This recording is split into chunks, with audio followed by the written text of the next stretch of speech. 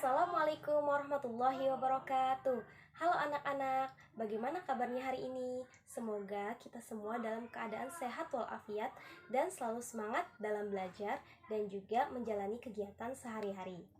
Pada hari ini kita akan melanjutkan pembelajaran tentang perkembangbiakan tumbuhan. Selain hewan dan manusia yang mengalami perkembangbiakan, tumbuhan juga mengalami perkembangbiakan loh anak-anak. Bagaimana sih perkembangbiakan pada tumbuhan itu? Yuk kita pelajari sama-sama. Perkembangbiakan pada tumbuhan itu dilakukan dengan dua cara.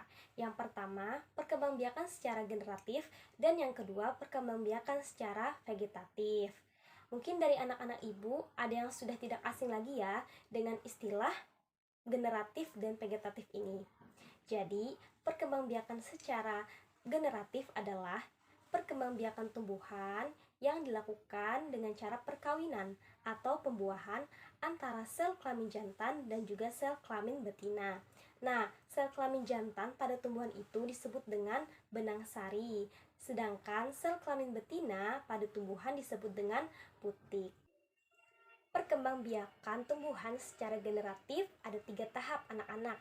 Yang pertama, tahap penyerbukan, yang kedua, tahap pembuahan, dan yang ketiga, tahap buah. Nah, biar lebih jelas, kita simak ya gambar berikut ini. Nah, kita sudah lihat gambarnya ya anak-anak. Jadi yang pertama itu adalah proses penyerbukan. Proses penyerbukan adalah proses jatuhnya serbuk sari ke kepala putik. Lalu, setelah serbuk sari jatuh ke kepala putik, dilanjutkan dengan proses pembuahan.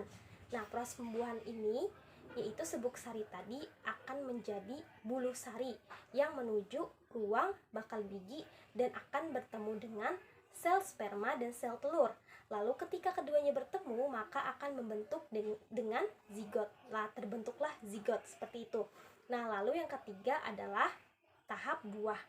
Nah, zigot yang sudah terbentuk tadi akan berkembang menjadi biji dan bakal buah.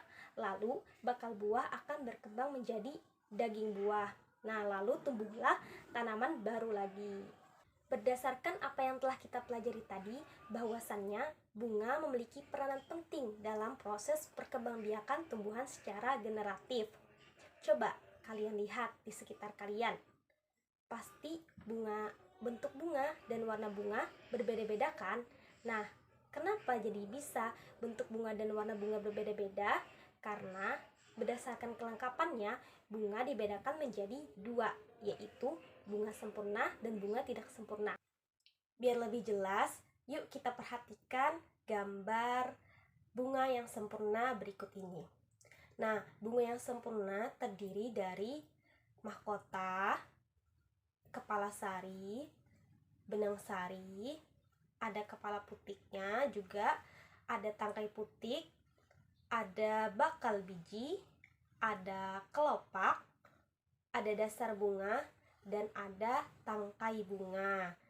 Nah, contohnya dari bunga sempurna ini ada bunga mawar, ada bunga sepatu, bunga bugenvil, bunga matahari, dan lain sebagainya.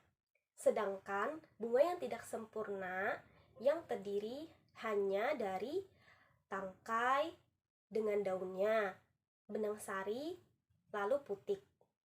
Nah, contohnya itu adalah bunga melinjo. Nah, selain contoh bunga melinjo, contoh bunga yang tidak sempurna ada bunga pepaya, ada jagung, ada bunga kelapa, dan bunga kelapa sawit. Nah, anak-anak, itu tadi penjelasan tentang perkembangbiakan secara generatif. Sekarang kita akan belajar tentang perkembangbiakan secara vegetatif. Nah, perkembangbiakan secara vegetatif adalah perkembangbiakan yang dilakukan tanpa melalui proses perkawinan. Perkembangbiakan secara vegetatif ini ada 2, yaitu perkembangbiakan secara alami dan perkembangbiakan secara buatan. Perkembangbiakan secara alami dilakukan tanpa bantuan manusia atau tanpa campur tangan manusia. Nah, yang kedua yaitu perkembangbiakan secara buatan, yaitu dilakukan dengan bantuan manusia. Nah, yang pertama kita bahas dulu tentang perkembangbiakan vegetatif secara alami.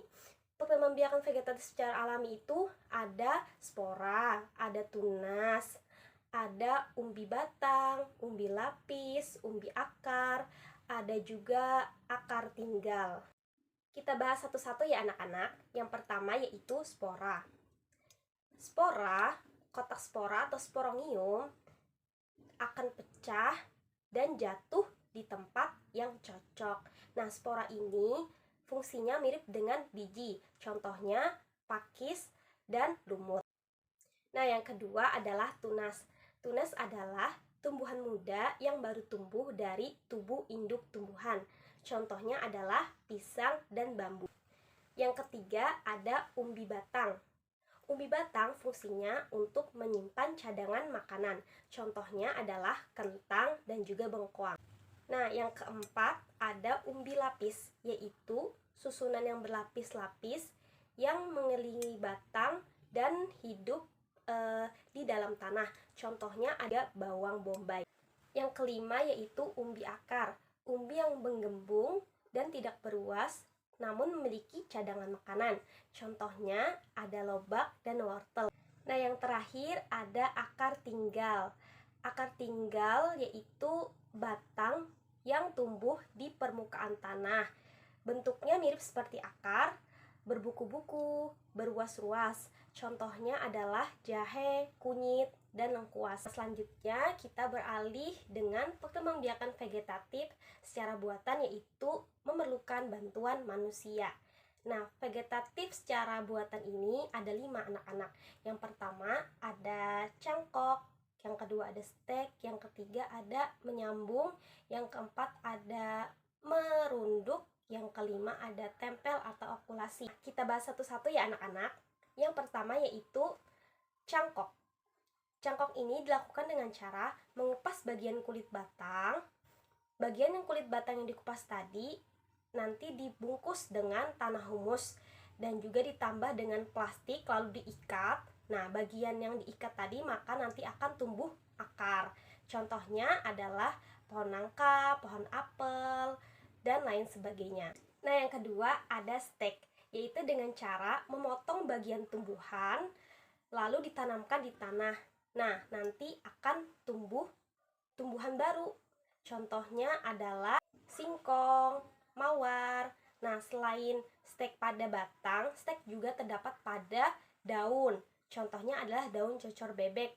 Nah, jadi daunnya nanti digunting, lalu daun itu ditanamkan di tanah, maka nanti akan tumbuh tumbuhan baru. Yang ketiga ada teknik sambung, yaitu menggabungkan 2 batang tanaman yang sejenis. Contohnya bunga mawar. Nah, misalkan bunga mawar merah dicampur dengan bunga mawar putih, maka akan menghasilkan warna yang berbeda.